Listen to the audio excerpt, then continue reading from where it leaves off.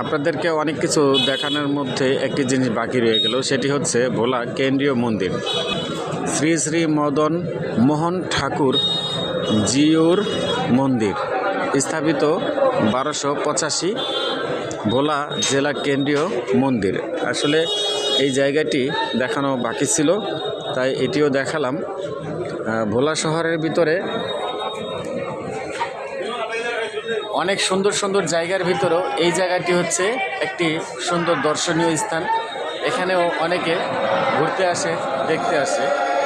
আমার পিছনে দেখছেন একটি মন্দির, এখানে এখন পূজা চলতেছে। যারা হিন্দু ধর্ম অবলম্বী তারা সবাই এখানে পূজা অর্চনা করে। আমরা একই দেশে বসবাস করি, একই দেশে সবাই বসবাস করব, সবাই সবার সাথে মিলেমিশে সবাই ভালো থাকবেন। এই হচ্ছে আমাদের বাংলাদেশ, সোনার বাংলাদেশ।